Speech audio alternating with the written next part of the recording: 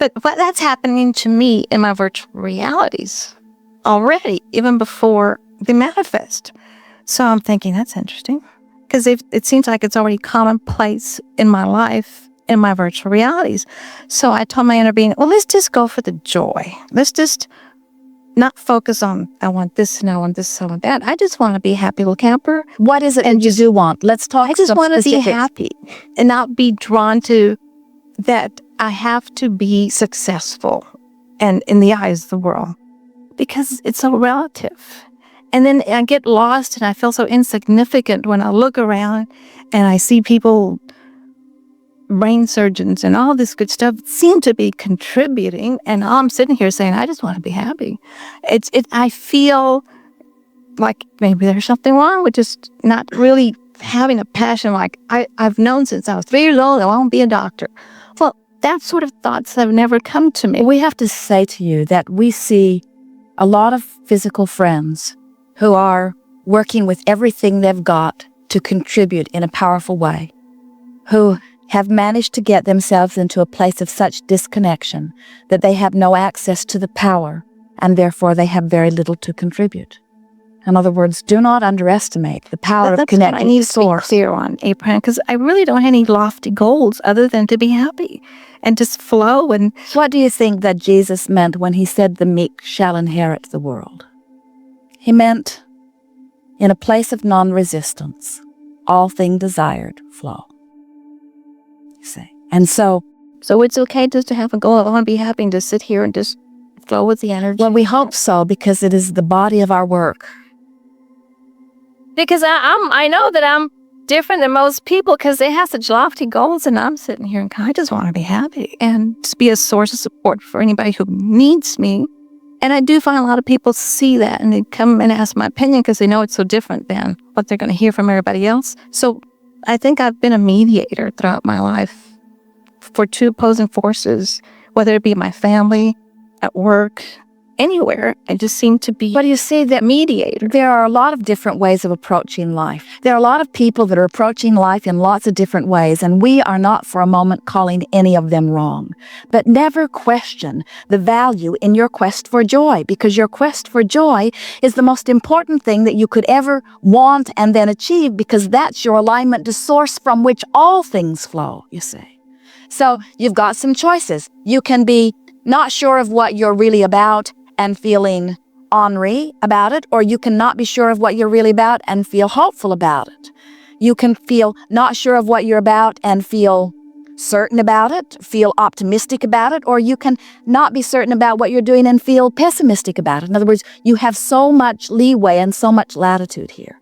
And as you leave this gathering today and you decide, I am the creator of my own experience, and I create by molding energy, and my awareness of the energy that I'm molding is by the emotion that I'm feeling, and it is my dominant intent to feel good. No matter where I go, no matter what I'm doing, no matter who I'm doing it with, my now, which is the juncture where me meets me, is all about how good can I feel now, how good can I feel now, how good can I feel now, because life is right now. It's not going to be when Esther gets the monster bus, and it's not going to be when you figure out how you're going to get more money, and it's not going to be when you get your relationship squared away with your mate. In other words, it's not going to be then. Life is right now. It's right now.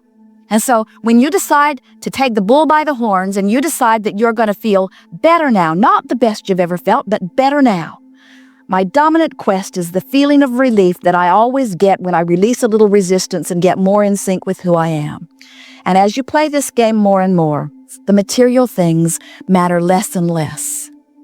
The moment-to-moment-to-moment experiences become what life is about. And you just get, so you relish it. You're in a restaurant devouring the nice person that's waiting on you. Or you're in traffic enjoying the person sitting next to you, enjoying his music. And as you make eye contact and he winks and you say, I'm happy too, and he says, isn't life good? And then he says, I like your car. And then you say, I like your car too. And then he says, isn't this a beautiful day? And you say, don't we live in a wonderful time? And he says, don't you just love life? In other words, these kinds of interchanges are taking place all over the planet between you and others, you see. And that's what life is. It's just those moments of conspiring to acknowledge that well-being is the order of the day. We want so much for you to step back a little bit and continue to remind yourself that no matter where you're standing in your physical point of attention or perception, that well-being is outrageously more than any pocket of not well-being, no matter what. Your planet, in your technological age, have people that scour the planet looking for things that are wrong, and they bring them to you in such disproportion to the well-being that abounds. And we know that there are many people that are standing in a place where they could listen to us all day, and all they would come away from feeling is Abraham is not in touch with the real world. And we would say, and we never will be in touch with that world. Because when you get in touch with the things that are wrong in your world, you attune yourself to a vibration that does not allow the well-being that you so much want and deserve. So now you're at the point where you can't have it both ways. You can't have your foot in both worlds anymore. You know too much. You cannot commiserate with people that are worrying about this and that without bringing yourself to a torturous awareness that in this moment you are depriving yourself of energy that you now know is available to you. You can't go back. You can't touch the sweetness of connection to source energy and ever again be happy in any vibration that is less than that, you see. And so that's why we offer process after process. We want so much for all of you to come to this place where you are not beating up on yourself for negative emotion. You go to your classroom, and when the students jump through the hoops in just the right way, you give them an A. And if they don't do so well, you give them a B and then a C. And if they really don't do well, you give them a D or an E. Is anyone giving Fs these days? In other words, here is this spectrum of grades. And then you sort of equate that some sort of thing. You say, well, I'm joyful, so I get an A. And we say, yes, you do. And then someone else says, well, that must mean that since I'm fearful or angry, that I must get a D or an E. And we say, no, you get an A too. In other words, awareness of the way you feel is powerful and valuable in this class of deliberate creation. And then we say, someone who moves from overwhelmment into hopefulness, we give them 100%.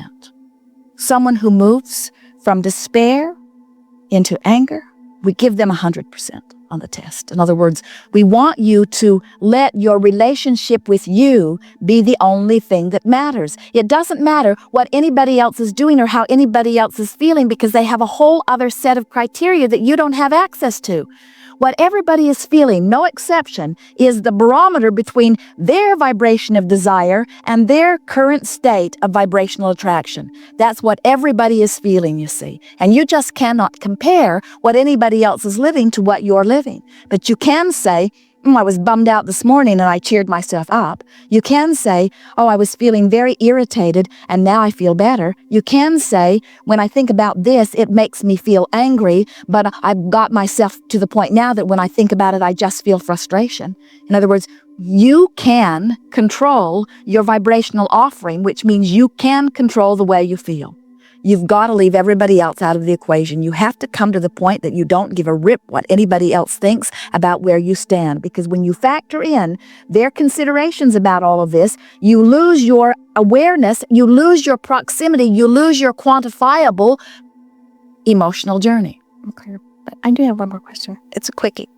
I notice in this physical plane, we're at different vibrational ranges, and we've all pretty much established that, right? But my question is, in the non-physical, so I understand what happens in the physical, but in the non-physical, is everybody just vibrating at the same rate? Oh, there is a vibrational variance in non-physical, but it would be not discernible from your physical vantage point. Okay, because so when the fine-tuning of it is so because it seemed to me like you see very, very young children already at different vibrations. So I was thinking, well, they're responding to their environments in different ways.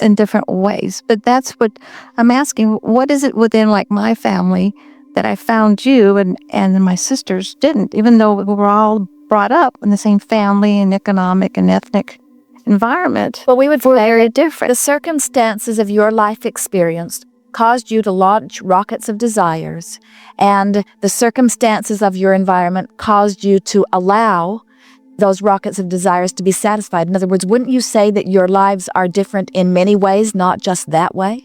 Oh, we're very, very, very different. And that's what I don't understand. Like, Well, we came in already. Everyone came intending to feel good, but you're right. And here's what we would assign it to. We would say that different people, for whatever reason and through trial and error, have come to different degrees of willingness to endure discomfort. In other words, if you are surrounded by others who are wanting you to behave in a way that will make them feel better. So they offer very specific criteria. And it is important to you that they appreciate or approve of you. Then you are probably someone that's going to learn to jump through those hoops. And as long as they maintain a consistent expectation, and as long as you are able to consistently please them, then sometimes you lose your own sense of your own vibrational nature by opting to guide yourself by the way it pleases someone else. This is a very common thing. A lot of people do that, to say. Yeah, but I still don't understand, what is it within me that I was able to venture outside the norm, outside what we were brought up with. And I had the courage, or I call it courage, to branch out and reach out, like for you. And they're still in that fearful, we might go to hell when we die idea. Even here today, you raised your hand. You expected to be called on because you always are. You take way more than your fair share of time. We're just playing with you about that because you continue to ask a question even though we give you brilliant, brilliant answers. And what would you say is at the heart of that? Just isolate that right now. I want to know. I want to understand this. I want to make my life work. You are a teacher to the very core of your being, and you cannot teach what you do not know. And you came into this physical experience knowing all of this, knowing that life is supposed to be good. You know it at every level of your being, and you are determined at all of these levels, even unconscious levels, to find your way there. But didn't we all come in with that same idea? Yes, but some of you come with greater intensity. You see, in order for there to be variety and balance, if you all came forth wanting exactly the same thing, well, Esther even said that about Jerry and herself, that if we are from the same non-physical energy, then why do we not want exactly the same thing? And we said, what fun would there be in that? Then there would be only value in one of you being here. But the fact that you are different enough that you play off of one another, so you stimulate energy in ways that could not be stimulated otherwise, and together you attract in ways that are more powerful than either of you could do individually. And so that's the way you are with your families. That's the way you are with everyone. Everyone who you are sharing this planet with is actually your twin flame, in essence, because you all come forth from the same non-physical energy stream.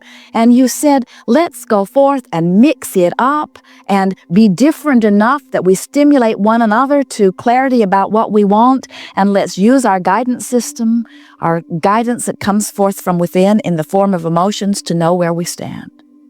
We know there are a lot of people that are not in this moment in a state of joy.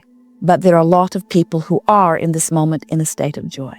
There are a lot of people right now who are sick, but there are far, far more who are well. There are people today that are confused. There are far more that have clarity of thought. If you could step back, and if you could furthermore see all the generations that have gone before, you would understand as we do that life is very good here on this planet. And that as you make a decision to find vibrational alignment with that which is good, you will reflect that in your own personal experience. And sometimes people say, but Abraham, it seems wrong, knowing what you know, knowing what Source knows, that anybody should be subjected to anything other than a blissful experience. And we say, there is either free will or there is not. You are either the creator of your own reality or you are not. Not one of you wanted anyone else to create your reality when you came forth. Every one of you knew that you are the creator of your own reality. And so here you are doing just that. We all make too much of all of this. Life is supposed to be fun. And you are worthy beings, and good things are supposed to flow to you and do. And you are the director of the way in which the good things flow. It's not your job to cure your body. Your body takes care of itself. It's not your job to become worthy. You were born worthy and remain worthy.